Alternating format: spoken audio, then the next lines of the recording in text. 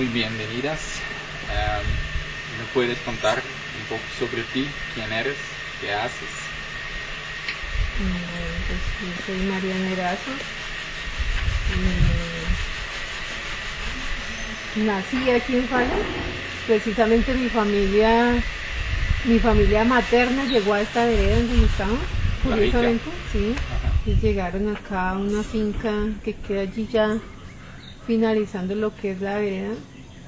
Y llegamos, mi familia no es tolimense, mi familia es de Caldas y de Nariño. Sí, es más por allá.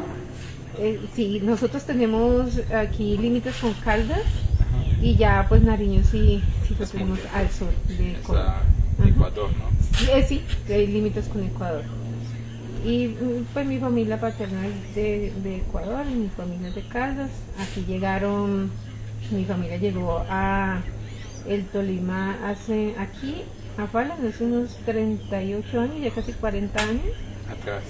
Sí. Su padre y su madre. Mi padre y mi mamá, porque ya mi abuelita, ellos ya vivían acá, en esta vereda, ellos habían comprado una finca y habían salido de Bogotá porque ellos vivían en Bogotá. Y llegaron, Falla es una tierra muy pacífica y muy fértil y brinda unas muy buenas posibilidades de vida. Y ellos vivieron acá y como se dice en Colombia, pues se amañaron y luego mi familia en Bogotá, ya ellos eran familia ya en Bogotá, se habían conocido, habían nacido mis 3 hermanos mayores y pues vinieron a vivir y desde ese momento mami nunca se ido. O sea, llegó acá a Falla y ahí se quedó. Y en la casa en donde yo vivo actualmente, pues ahí nací, en esa misma casa ahí nací, con la asistencia de mi mamá. Mami es enfermera y ahí vivimos. Y entonces, si yo entiendo bien, toda su familia viene de la ciudad, no eran campesinos antes. Mi familia es campesina. Campesina. Sí, ellos, mi familia materna, mi abuelo y mi abuela, ellos vivían en una finca en el municipio de Samaná, Caldas. Allí cultivaba mi abuelito café y pues el pan coger, ¿no? En ese tiempo las familias cultivaban casi todo para su subsistencia. Lo único que no tenían acceso normalmente era como a la sal y otros productos. De resto en la casa todo se producía. A las mamás, a las abuelas les tocaba una vida muy muy dura porque todo se tenía que hacer en la finca. Y ellos vivieron ahí, ellos vivieron una situación muy fuerte porque ellos tenían una vida algo un poco cómoda, pero cuando hubo una transición del cultivo de café, de la variedad de café, eso hizo que se arruinaran. Y otras cuestiones personales de la violencia en ese tiempo ellos no lo vivieron tan fuerte como la violencia del conflicto armado, sino esas rencillas entre familias y demás. Eso hizo que ellos tuvieran que salir de Samaná y pues se dirigieron para Bogotá. Y allá mi abuelito pues cambió totalmente su vida porque él vivía de la agricultura, era una persona que conocía el campo y ella llegó a trabajar como un celador, una persona que cuida un predio que estaba en construcción en ese momento, porque cuando ellos llegaron a ese barrio que es el Jacqueline Socorro, eso era potrero, como normalmente era, y pues él se ocupó de cuidar varios lotes y allí compraron su casa y ahí hicieron su vida en Bogotá. Pero la abuela compró. Mi abuelito. El abuelito compró aquí la tierra después. Sí, señor. Sí. ¿Y por qué él salió otra vez de la ciudad? Al parecer que, bueno, no estoy tan segura, pero creo que hubo como una permuta entre un pequeño lote que tenían allí y esta finca que se adquirió. Pero pues ellos, su vida era de campo, ¿no? Su vida era campesina y ya ellos tenían sus hijos grandes y ya tenían la posibilidad de venir acá. O sea, cuando ellos vinieron acá ya mis tíos estaban grandes, mami pues ya era una mujer pues X derecha, ya habían estudiado y demás. Y ¿conociste a tus abuelos en su vida? A mi abuelita sí, tuve la fortuna. Mi abuela Rosa, ella falleció a los 96 años, tuvo una vida muy longeva. Mi abuelito falleció allí en la finca, pero eran personas, pues la persona como tradicional campesina, muy creyente en la religión católica, con una familia muy grande porque mi abuelita tuvo 14 hijos. Pero mi abuelo era un hombre muy muy sabio, ellos sabían de todo, de todo sabían.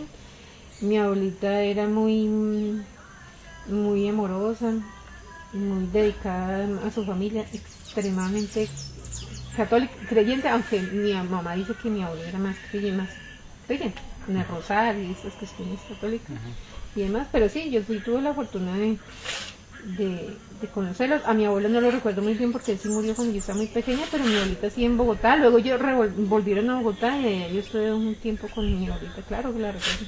No recuerdo mucho. Ah, la abuelita quedó en Bogotá. Sí, ella sí falleció en Bogotá.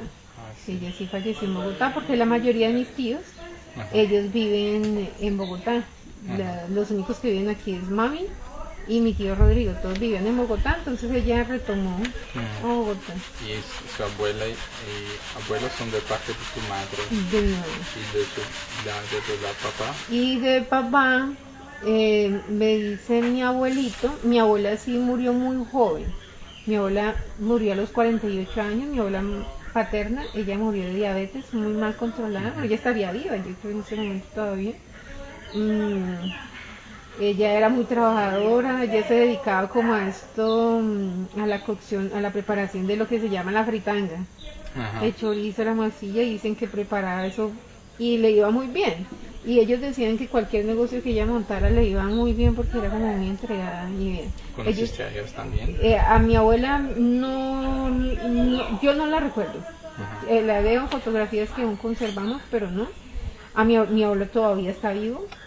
Mi abuelo es el pastuso que todavía tiene su acento pastuso y... pastor de Pasto. Nariño.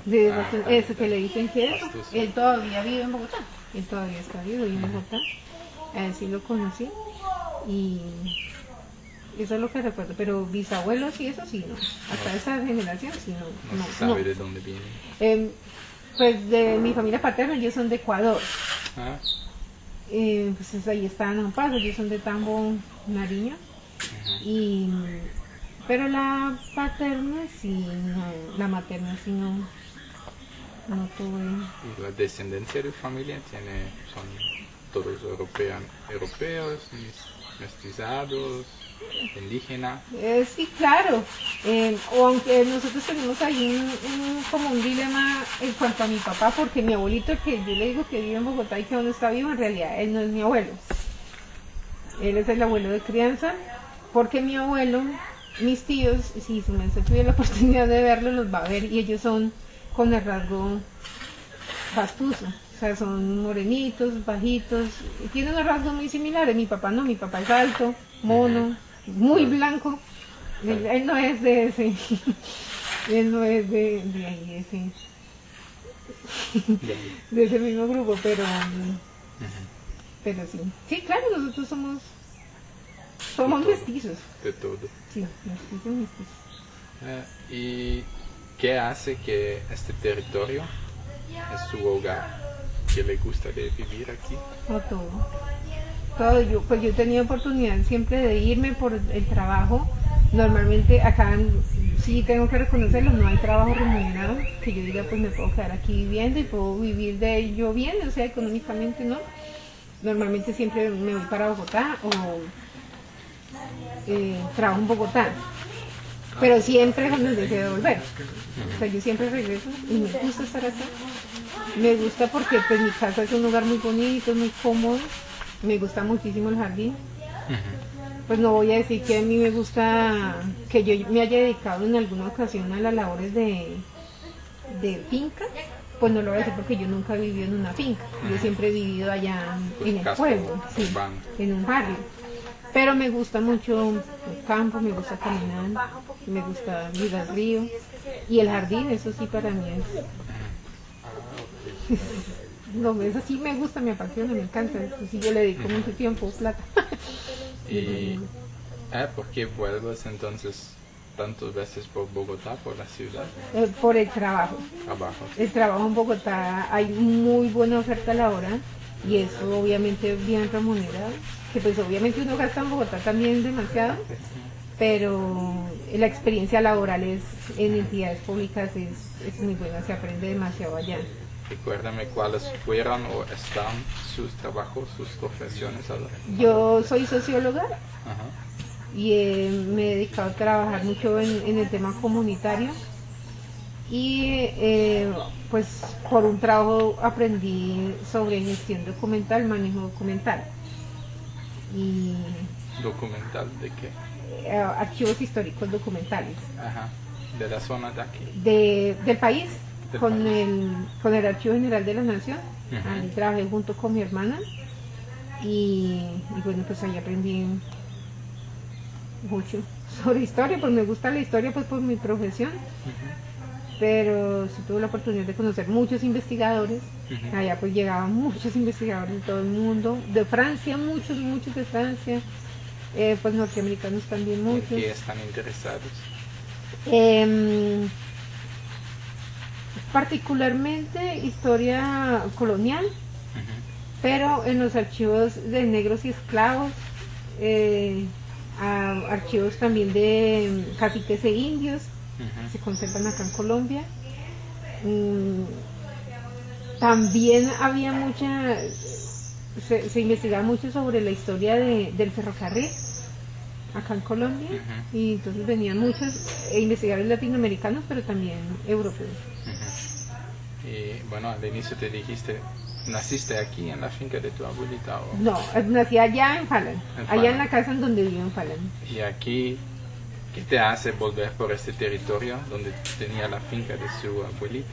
Pues en realidad a mí no me gusta mucho ir hasta allá porque siempre le causa a uno mucha nostalgia, porque pues ahí vivimos pues la infancia, ¿no? Aunque nosotros no vivíamos ahí, pero veníamos con mucha frecuencia y pues eran tiempos económicos muy duros, muy fuertes, porque mi mamá tuvo 6 hijos y pues era duro para ella pues la manutención. En ese tiempo era complicado porque ella de cierto modo ella fue la que se encargó de sostener a la familia, y para ella fue muy duro. Y pues mi abuelita siempre nos apoyó, pues no hacía falta el plátano, esas comidas. O sea, uno no puede decir que uno padeció mucha hambre. Sí supimos que fue el hambre, pero siempre, y pues ahí uno vivía muy bien, en una finca muy bonita, había un mango ahí grandísimo. En realidad hoy bajamos mucho, muy cerca de la finca, pero yo no quise ir hasta allá porque ya está viviendo otra gente y eso es...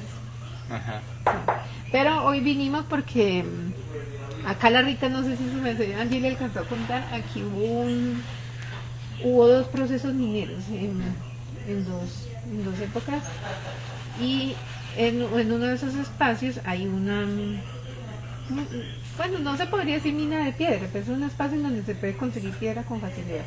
¿Ahorita? Sí. Ahora. Ahora. Ya, yo veo que te da mucha emoción recordar este tiempo aquí. Sí, ¿Cuál es tu mejor memoria, recuerdo de esta zona? Pues nosotros vivíamos en la misma casa que estamos viviendo ahora, y nosotros salíamos a las 5 de la mañana antes que amaneciera. Y salíamos caminando desde el pueblo. Nos veníamos caminando todos, estamos chiquitos. Mi hermana, yo creo que ya la traían cargada porque pues ella estaba más pequeñita. Y nos veníamos caminando todos y llegábamos apenas a desayunar donde mi abuelita. Y llegamos y pues ella nos tenía el chocolatico con la arepa que ella misma hacía. Era muy, muy duro para ellas. Y desayunamos. Y pues ese día sabíamos que teníamos desayuno, almuerzo, comida, y comíamos bien. Y pues uno le ayudaba a los oficios a mi abuelita. Mis hermanos, pues yo no tuve la oportunidad de compartir con mi abuelo, pero mis hermanos dicen que mi abuelito era muy sabio y les enseñaba muchas cosas. Mucho. O sea, él hacía de todo. Para la bartería, hacía lo que fuera, él sabía hacer. Y pues era muy agradable. Y pues con la abuela, muy rica. Sí.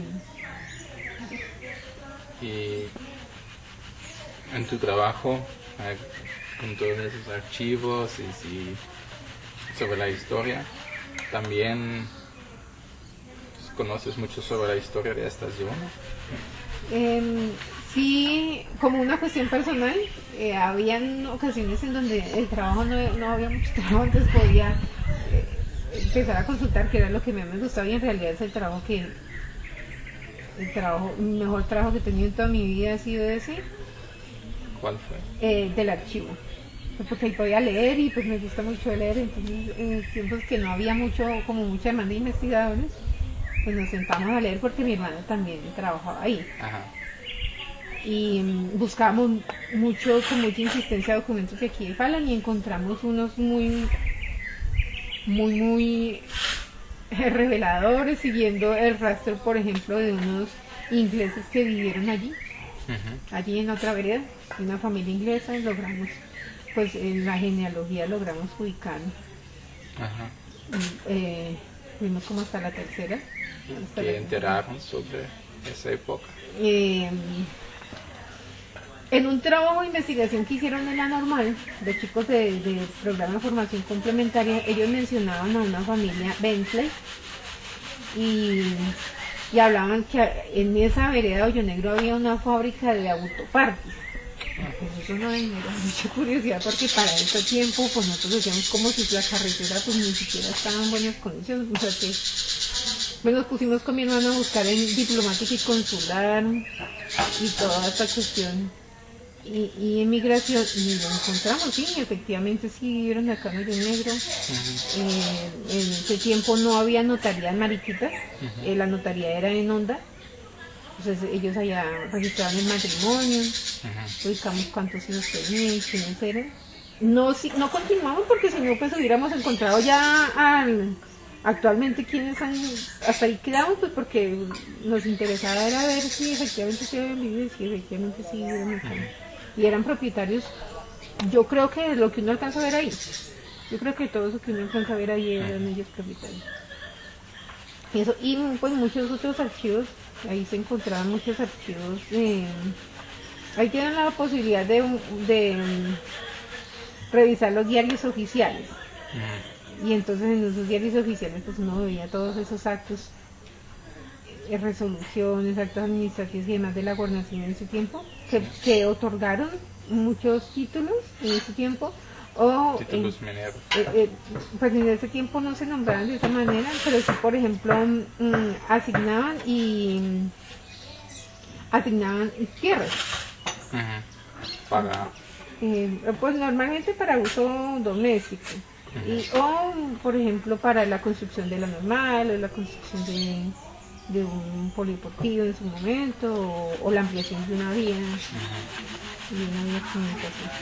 Pero a uno nunca le deja no sé, pues en su merced, yo creo que le pasa lo mismo en el proceso de investigación, que uno encuentra el nombre de lo que uno está buscando, en mi caso de Falan, y queda uno como que, y en archivos pues que son, en ese tiempo pues nosotros no podíamos buscar Falan, buscábamos era Santa Ana de Lajas y buscábamos y eso se encuentra en todos los catálogos, yo creo que uno encuentra Santa Ana, más que en Ibagué, más que cualquier lugar.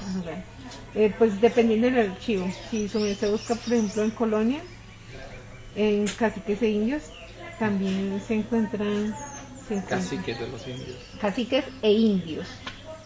Es un archivo. Es una sección. Dale. Es una sección. Del Archivo Nacional. Sí. Bastante amplio, pues una de las más antiguas. ¿Y qué aprendiste sobre esa historia indígena? No, pues es una historia muy triste, la verdad. Pues no le puede causar a uno ni orgullo, pues orgullo de la manera como inicialmente intentaron pues defender su territorio y eso, pero sobre eso tuvo la oportunidad de ir a la Ciudad Perdida. Aún no. ¿No ha ido? Sí al reserva, pero aún no hasta las ruinas. Las ruinas y eso no. Pues para mi hermano y para mí ese espacio en realidad es un cementerio indígena. Allí la población del norte del Tolima era numerosa en cuanto a su población indígena, pues muy numerosa. Muchos de estos grupos indígenas fueron utilizados allí en trabajos en ese real de minas, porque pues uno va y encuentra ya la reserva, ¿cierto? Pero pues todo eso se extendía a la provincia de Mariquita, que era pues un espacio muy grande, pues territorialmente hablando.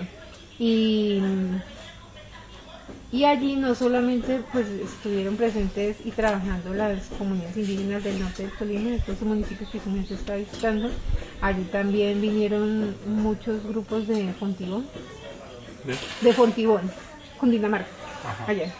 Son también indígenas. Sí, claro, el altiplano cundiboyacense, claro, eran indígenas. De allí de Fontibón, ¿de quién más? Miren, de Fontibón, bueno, del altiplano cundiboyacense. Muchos, pues que sería anacrónico nombrarlos porque en ese tiempo pues no era así, pero sí, ellos muchos grupos y a trabajar de manera forzosa como un esclavo a ese espacio. Entonces en uno de esos relatos, porque eso sí tenían los españoles, que ellos hacían muy bien su diario de campo y eran muy descriptivos en ese trabajo que hacían, pues se nombraba que venían las familias completas. O sea, las mujeres se rehusaban a dejar solos a sus hombres venir acá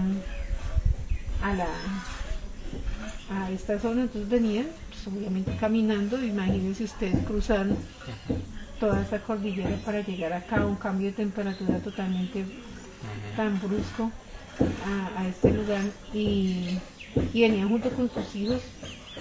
Muchos morían de hambre, que pues allá ese espacio eran unas chozas incipientes y ellos llegaban a trabajar y ahí morían, trabajando y venían con su familia. Y dentro de esos relatos decían que ellos, antes de llegar a trabajar aquí, pues muchos de ellos se embetaban para pues no entrar allá, porque ellos sabían que entraban a esos espacios inmóviles. Y hoy en día estamos enfrentando otro proyecto minero.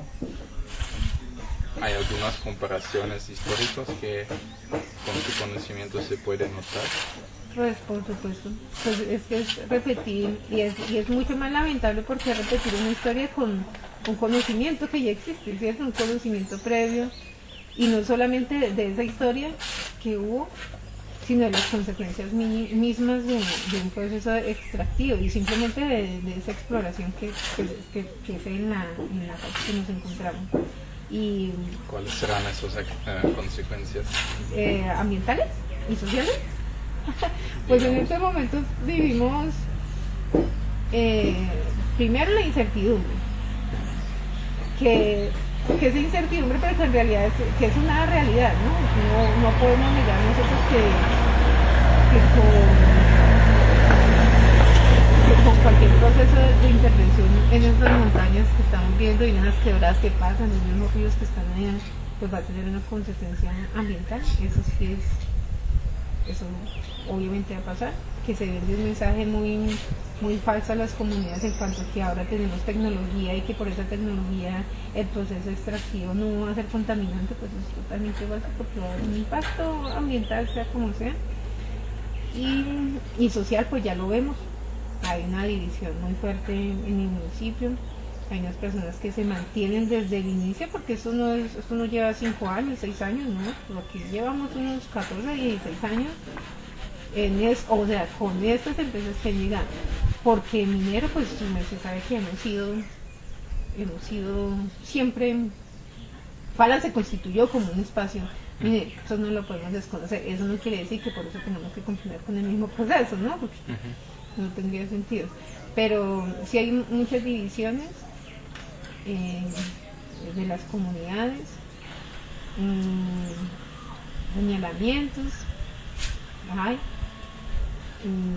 las mismas familias también tienen muchas divisiones entre ellas, porque pues en este momento hay muchísimos empleados de allí en la empresa minera, y pues hay personas que se niegan a hacer parte de esta. Entonces, sociológicamente, antes, ¿cómo era Fala antes de la llegada de la empresa minera? ¿Y cuál es la más grande diferencia hoy en día? Pues por la vocación agrícola del territorio, pues las personas se dedicaban allí a su producción en sus fincas. Una economía no muy, principalmente familiar, porque no podemos decir nosotros que exista un excedente muy grande de producción, no lo podemos manejar así. Si hay unos latifundios en el municipio, en la parte baja, cuando se entra, y hay unos latifundios y eso, pero pues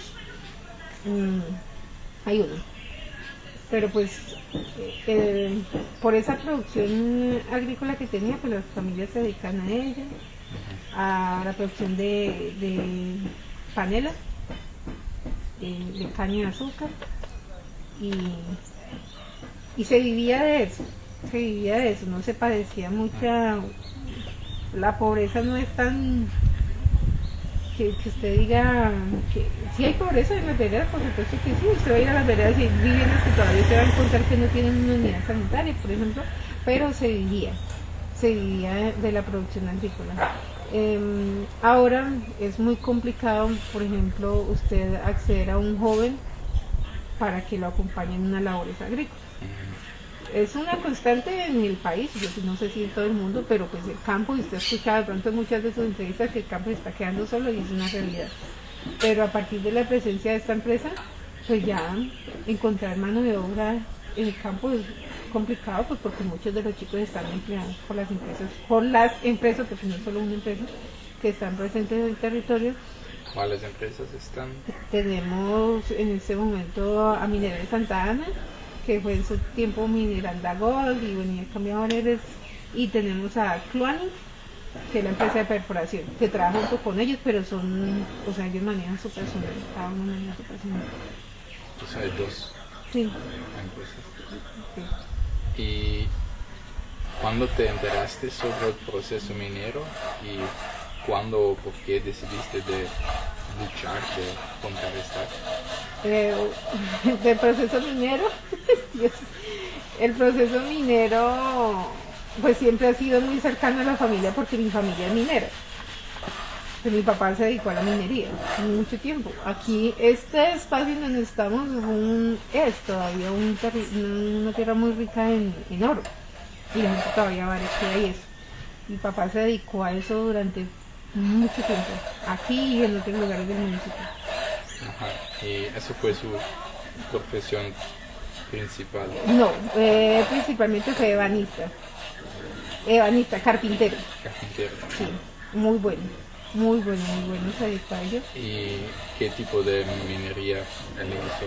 ¿Y es solo su padre o muchas personas en la familia? No, fue mi papá. Mi papá trabajó en ello y era minería artesanal, aunque hubo un momento que él utilizó bomba, hizo motor Sí. con presión de agua. Sí. Que eso sí es diferente porque el barqueo es usted se mete a la quebrada y con el flujo del agua usted...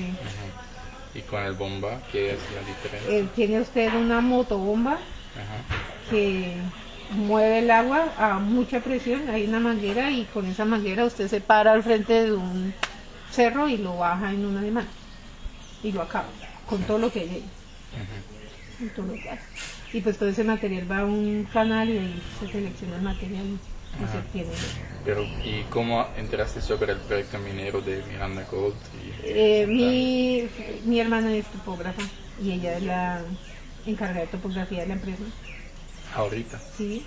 Ajá. ¿Y en ese tiempo también? En ese tiempo y ahora. Yo llevo mucho tiempo con ellos. ¿Cuánto tiempo? Unos 6 años, y mi cuñado lleva mucho tiempo más. Porque mi cuñado es auxiliar de geología. Ajá. ¿Y ellos también vivieron aquí en Fala? Claro. ¿Y por qué ellos trabajan con la minería? Mi hermana, porque mi hermana desde que se graduó, ella siempre ha trabajado en proyectos mineros. Ella trabajó en Manizales y se especializó en ello y es muy bueno su trabajo. Trabajo muy duro porque es un trabajo en realidad que está, yo creo que diseñado para hombres, porque ella es la que hace trabajo de campo. Pero pues ella trabaja ahí porque eso, pues, de eso vive ella y es un trabajo bien pago. Intentó de muchas maneras trabajar en otros procesos como levantamientos topográficos y eso. No era rentable y hubo muchos conflictos con la alcaldía en ese momento. Y bueno, ¿tú te consideras activista contra la minería? Yo creo que yo le fallo mucho al ambientalismo cuando no lo ejerzo de una manera más contundente, podría decirlo ya. pero sí he intentado acercarme a algunas personas y a algunas comunidades con un mensaje en contra al proceso extractivo. Acá es complejo el tema para mí, o sea, personalmente es complejo porque mi hermana ha perdido en varias ocasiones el trabajo y a mi cuñado varias veces lo han amenazado de que lo van a despedir por lo que yo hago. Ajá. Y eso crea conflicto contigo y sus familiares. Sí. Eso. Ya lo hemos aprendido a manejar un poquito. ¿Cómo? Que ya lo hemos aprendido a manejar un poquito porque pues antes era muy complejo. Y como ellos hablan sobre ese proceso, ellos no entienden que hay resistencia o cuál es su discurso. Ellos tienen conocimiento total, ellos saben. O sea, mi hermana sabe qué pasaba cuando mi papá trabajaba en la mina. Ella sabe. O sea, el impacto que se generaba cuando mi papá lo hacía, él solo con un chorrito de agua. O sea, ella sabe las consecuencias ambientales que genera eso, ella las conoce. Y mi cuñado también. Pero pues el proceso que hacen... ¿Tu cuñado es el esposo de la topógrafa? No, son diferentes. No, son dos familias. Ajá. Son dos familias. Él es el esposo de mi hermana mayor y Carolina es mi otra. Y bueno, ellos ven supuestamente la resistencia que viene de partes de la comunidad, pero ellos no están tocados por eso, o cómo ellos justifican el trabajo minero. Y la justificación principal pues es el trabajo, ¿no? Que eso es lo que genera el trabajo en este momento. Lo otro, que simplemente se encuentran en una fase de exploración, que eso no quiere decir que vayamos a pasar a una explotación. Entonces muchas veces como que se sostienen en eso. Y pues la empresa, supongo yo, desde talento humano, desde recursos humanos, como que les venderán la idea de que ellos simplemente están trabajando bajo la especulación y que con eso ya están ganando y es rentable y demás, pero para una eventual explotación no va a ser esta misma empresa. Y entonces que ellos no van a tener nada que ver con todo eso que lleva, todas las consecuencias que se han. En su trabajo en la lucha antiminera, ¿cuáles acciones ya hizo? Nosotros, pues, ¿Quién es nosotros? Yo trabajo con Asojuntas Falun. ¿Con? Asojuntas. Es la asociación que agrupa a las juntas de acción comunal, juntas comunitarias. HACS. Sí, HACS. En este momento son 43 juntas. Hay 43 comunidades en Falan. Son 43 juntas organizadas, Ajá. Porque tenemos pues las veredas, que son las 35, pero tenemos los barrios que también son juntas de acción comunal. Entonces trabajamos, pues en su mayoría pues son veredales y se trabaja con ellos pues con las comunidades se intenta trabajar de una manera muy, ¿cómo decirlo? Como neutral, porque hay mucha sensibilidad sobre el tema. Mi trabajo es de algún modo intentar capacitarlos sobre muchos temas de organización comunitaria y manejo de información y demás, pero es complejo llegar por ejemplo a una asamblea y hablarles a ellos y decirles, hey, tenemos que oponernos y esto es antiminero, porque yo sé que inmediato me van a cerrar las puertas a mí cuando les hable de eso, porque como le comentaba, muchas de las familias trabajan en la empresa minera y ellos sienten amenazado ese puesto y entonces dentro de la subjunta hay todos esos hacks representados, pero no todos los hacks están en contra de la minería. No, su merced tuvo la oportunidad de hablar con la unidad Miriam, con Don Wilder. Tenemos 3 juntas más en Frías. Yo creo que sumando todas, unas 10. Que están contra la... Sí, las otras. No tienen... ¿Y eso genera conflictos cuando ustedes hacen una asamblea? Pues en mi caso yo he intentado manejar muy bien ese tema. sea, se procurará siempre en los espacios asamblearios no hablar ni de política, ni hablar de este tema minero, de nada de eso, para que podamos avanzar en procesos organizativos que nos exige la ley y que también pues tenemos que actualizar acá en el municipio. ¿Cuáles son esos procesos donde sí pueden cooperar? Nosotros hacemos, bueno, yo hablo que nosotros, pero en realidad cuando hablo de nosotros, a veces hablo de algunas actividades que hacemos en conjunto con Andy y con Rubén, que hacemos educación ambiental con los niños. La estrategia normalmente es hablar entre líneas sobre el tema y no llegar con un mensaje puntual de oposición al proceso minero. Entonces hacemos, por ejemplo, participamos en el Global Big Day, hacemos los recorridos con los niños, les enseñamos el manejo de los binoculares, identificación de unas aves que son muy importantes para aquí, para el municipio, eso.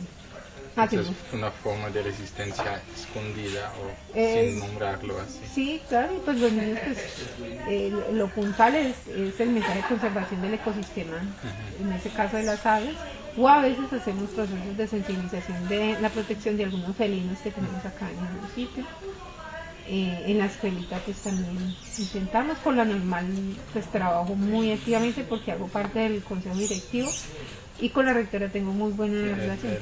¿Director ejecutivo de qué? Consejo directivo. ¿De cuál organización? De la normal. De la normal. Entonces allá pues afortunadamente nos hemos entendido muy bien con la rectora en esos temas y pues nos permite hacer muchos procesos allá con el grupo ecológico. Entonces traemos, por ejemplo, capacitaciones del SENA en aviturismo o en esos temas de conservación. ¿Y su merced está pagado por ese trabajo? ¿O no? Esto es todo voluntario.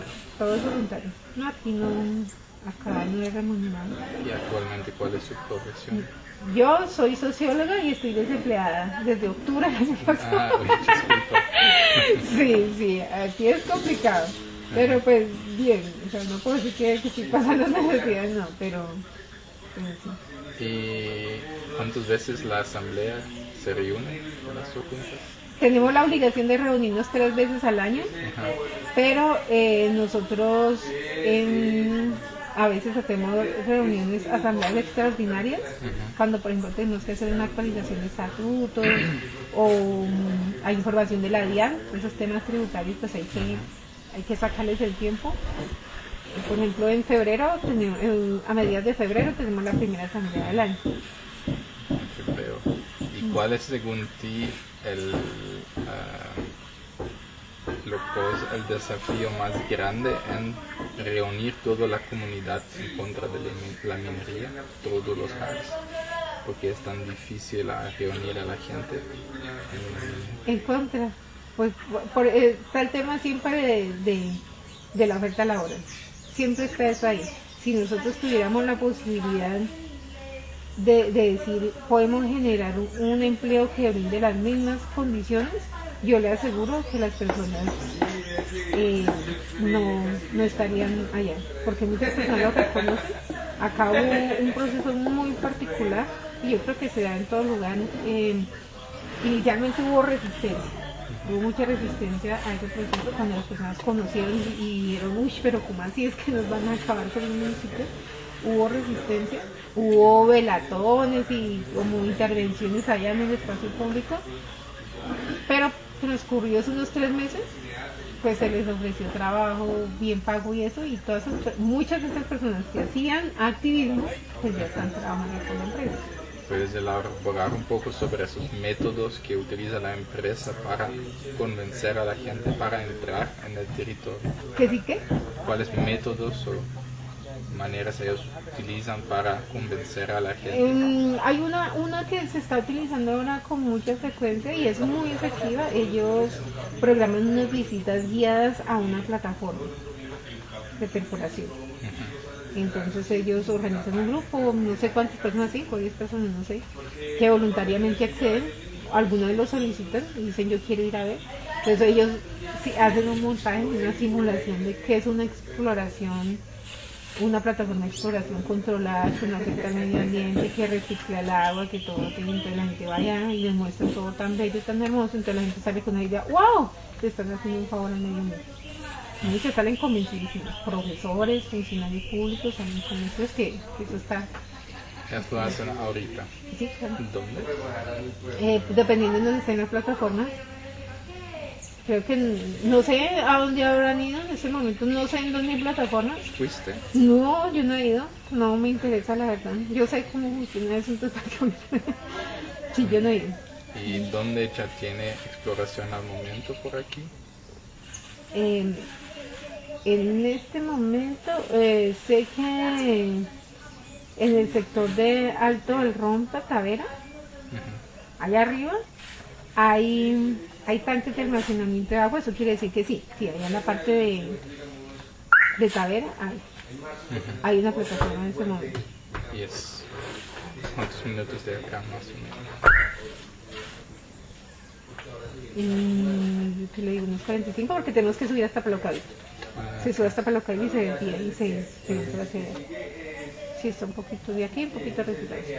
En esa lucha que, bueno, estás participando, ¿quiénes según ti son los más importantes organizaciones y líderes involucrados?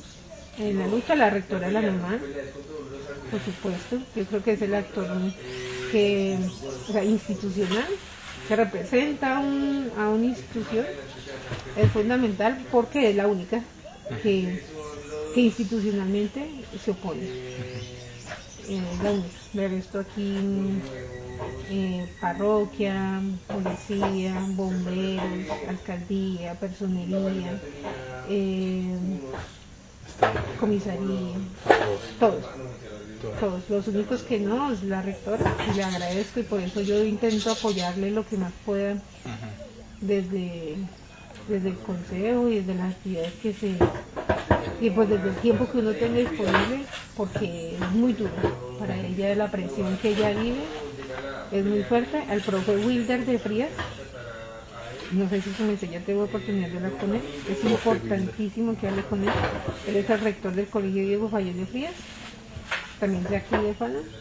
Él también se tira sus discursos fuertes en espacios públicos y sin mente. Sí, él lo hace. Ya el profe Sergio hubo un momento que puso, pero yo creo que ya como que ya se dio. Y uno entiende las presiones. Tampoco nos lo culpa, pero pues yo creo que ya se dio. Y hay otras organizaciones fuera del territorio que asisten al proceso, a la lucha. Entonces mira, esa pequeñita es la que certifica a las personas. Acá en Puebla. No, yo creo que como que de manera más individual, pero organizada no. Ya por ejemplo la comunidad de la Ñuña, miren como usted ve, obviamente hay personas que no todas pueden estar en el mismo cuento, pero la comunidad ya ha logrado integrar los articulares en torno a ese proceso. Me parece maravilloso lo que ya ha hecho allá. Pero organizaciones como tal no. Está el grupo, es una persona que intenta como jalar las cosas, pero por ejemplo está Liz, que ella desde el primer momento y siempre ha estado ahí, desde su conocimiento. ¿Y cuál era ese otro grupo? O sea, una persona que es, o no hay una persona que está. No, pues Liz que ha intentado como esa cuestión colectiva ambiental, creo que se llama, pero en realidad es ella. Es ella la que está ahí siempre aportando desde la academia y desde todo su conocimiento, y eso lo hace, hasta económicamente aporta. ¿Y por qué no logran hacer más colectiva la lucha? Pues yo veo como de algún modo como una falta de madurez en cuanto a enfrentar el proceso colectivo. ¿En cuál sentido? A veces estos asuntos de protagonismos y eso es complejo manejarlo. Por otro lado, cuando no se sabe separar la cuestión política, hablando de política, de movimientos políticos y todo ese proceso del movimiento inmediatamente. Eso es desastroso cuando no es de esa manera. Y ¿Qué es el movimiento ambiental? pues se habla de movimiento ambiental, pues todos esos fraccionamientos y esas intenciones, porque que se hable de un movimiento y un colectivo suficientemente estructurado y que tenga un... Entonces ahí siempre está presente, por ejemplo, el ISTE, articula procesos con universidades para, por ejemplo, las tutelas y esta asesoría jurídica y demás. Cuando intentamos articularnos con ANGE, correcto, hacer nuestras actividades de sensibilización ambiental, y siempre pues estamos con él y nos asesoran varios temas. Pero sí, hay muchas especulaciones. No se ha podido. No se ha podido. Y bueno, la minería, nos discutamos allá en la finca que ellos vienen con el narrativo, pues tú utilizas un teléfono, un computador, una cámara, luz, entonces tú necesitas también los minerales Sí. del suelo para vivir como estás viviendo. Ajá. ¿Cómo ves este discurso? ¿Necesitamos la minería en el mundo? No, yo creo que ya hay suficiente. Ya de la tierra se ha sacado, yo creo que lo que necesitamos. Hay sus procesos de recuperación, supongo yo que podrían ser de algún modo efectivos. En realidad no los conozco, pero yo creo que lo que ya está por fuera de la tierra ya es suficiente para... Entonces, ¿de dónde viene ese empujo o quién es el responsable por abrir nuevas minas en el mundo? Pues tristemente, pues no son precisamente los habitantes de territorio. Acá pues las empresas que hacen presencia son empresas canadienses, las que están en territorio, y pues son multinacionales que pues tienen sus intereses obviamente comerciales y económicos. Nosotros no, aunque sí hubo intentos acá de personas del municipio de abrir nuevamente minas, pero pues son esos intereses de acumulación de riqueza, supongo yo, porque no hay otro sentido más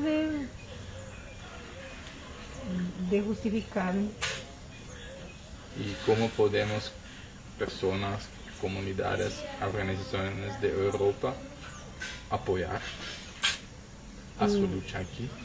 Pues primordialmente, y de las cuestiones más importantes es en la divulgación de conocimientos ciertos sobre esos procesos, porque siempre partimos mucho de la especulación, por más que uno pues a veces se acerca uno a cierto tipo de lecturas, experiencias que se han vivido en otros contextos, pero aquí en Latinoamérica muy fuertes, pero es necesario tener mucho conocimiento científico sobre unos posibles impactos y sobre el mismo conocimiento del territorio.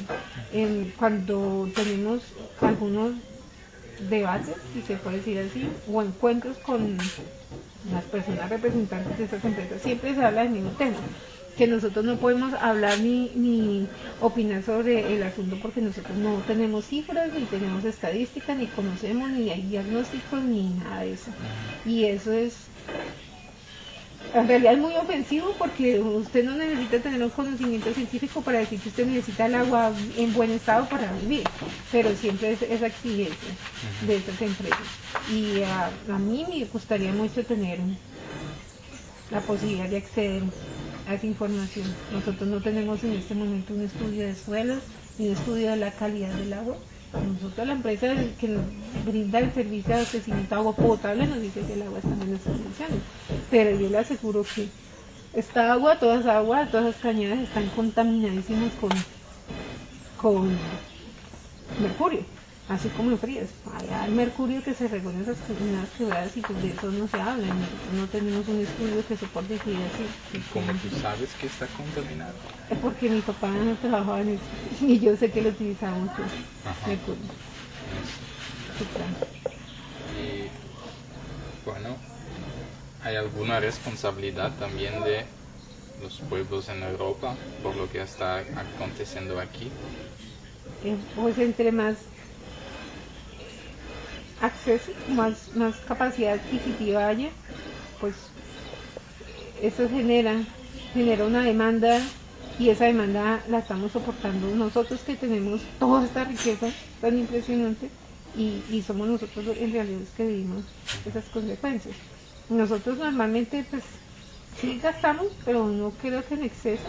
Bueno, en Europa pues, no sé tanto, pero en Norteamérica es una cosa insoportable ver cómo pueden botar cantidades y toneladas de alimentos y ropa y cuestiones que están en muy muy buen estado a la basura porque pues no, ya pasó la temporada, la moda y demás. Y uno de los procesos que nosotros adelantamos aquí en Falan, por ejemplo, nosotros recogemos mucha ropa de segunda y zapatos y demás.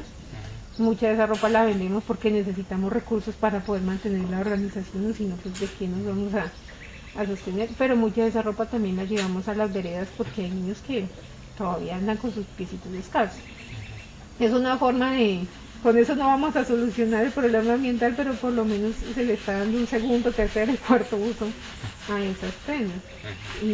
Pero eso es una cuestión de un consumo excesivo, sin sentido. De verdad que me queda impresionante pues las consecuencias que se están acá porque pues nosotros acá tenemos todo. Y tenía dos preguntas más.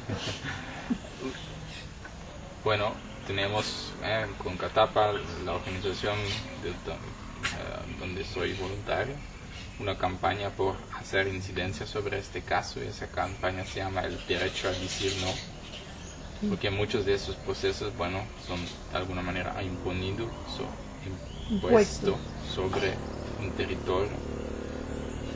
¿Qué puede o por qué es importante para ti, para Falan, el derecho a decir no? Porque pues personalmente, porque hasta el momento lo puede hacer. Y el miedo grande para mí personalmente es que en algún momento yo no pueda decir no.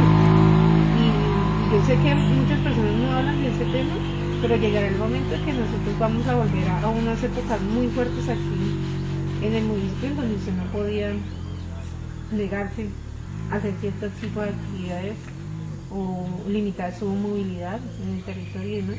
Y eso lo más probable es que suceda. ¿Cómo así? ¿Por qué acontecerá eso? Pues nosotros tuvimos presencia en algún tiempo de guerrilla y paramilitar. Así, eso hacía que las dinámicas fueran totalmente diferentes, en muchos sentidos. Cuando estuvo presente la guerrilla, pues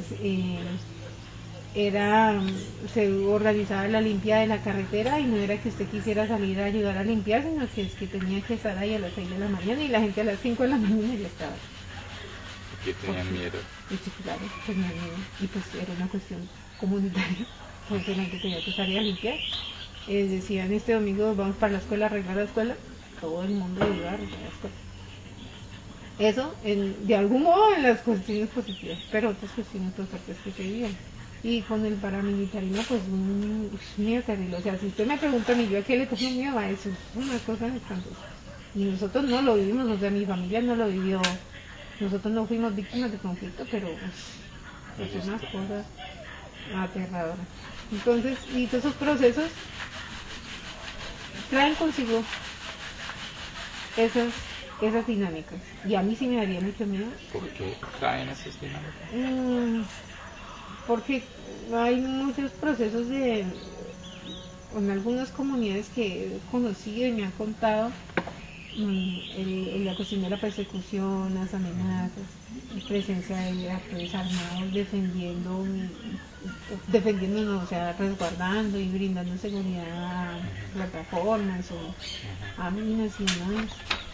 A veces ni siquiera al margen de la ley, el mismo ejército, su merced pues lo conoce bien con nosotros cómo vivimos esos.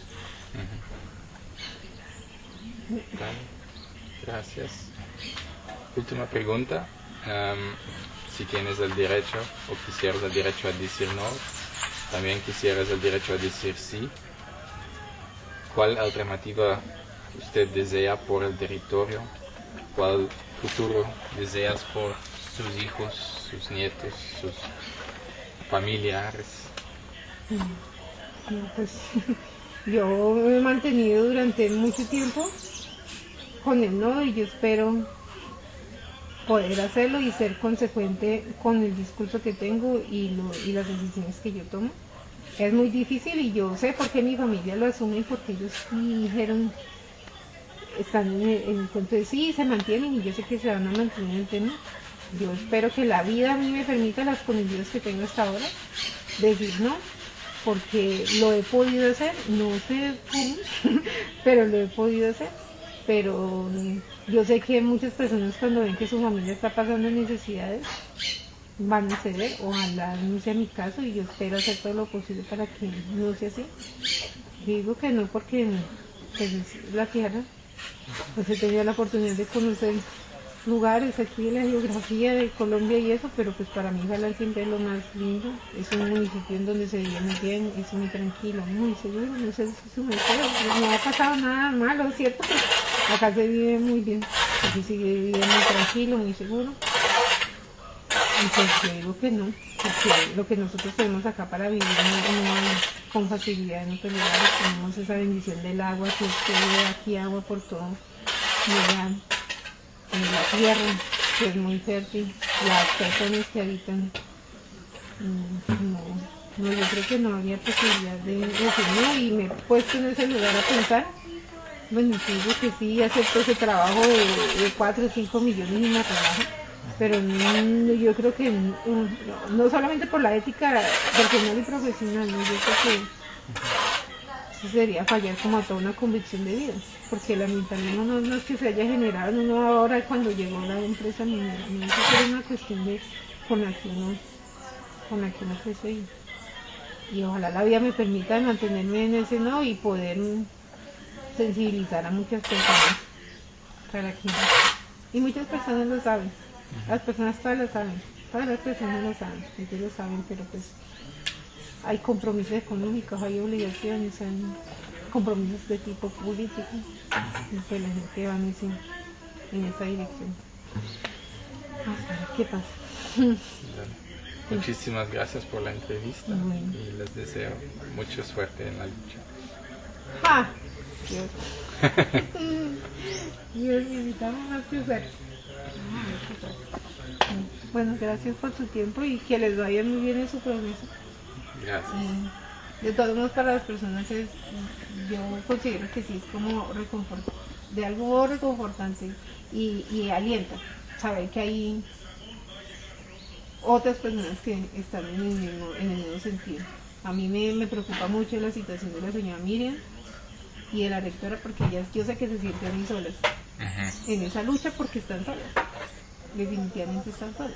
Están amenazadas. Sí, y es complejo, y que somos mujeres. Si usted se pone a ver, muchas de las personas que estamos ahí somos mujeres. ¿Por qué? Yo creo que eso es natural. Yo creo que eso es el sentido de la protección y todo eso. Yo creo que es una cuestión, no tanto maternalista, sino una cuestión protectora. Pues nosotros hacemos parte de la naturaleza de la tierra, pues yo creo que vamos en ese sentido. Aunque no quiere decir que desconozcamos la labor que han hecho varios hombres en esa defensa del territorio, pero las mujeres se han mantenido. Ellas sí se han mantenido. Los hombres, los que iniciaron, ya todos salieron. Sí, ya las mujeres sí se han mantenido ahí, con todo y todo ahí está. Gracias. Bueno, sí.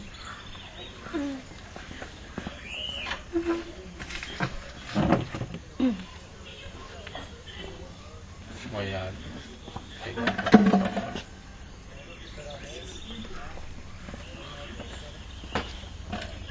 Uy, soy cansado. Ay, sí, yo supongo que sí, escuchar es agotador. Yo creo que escuchar más que hablar. ¿Qué hizo la gente de esta casa?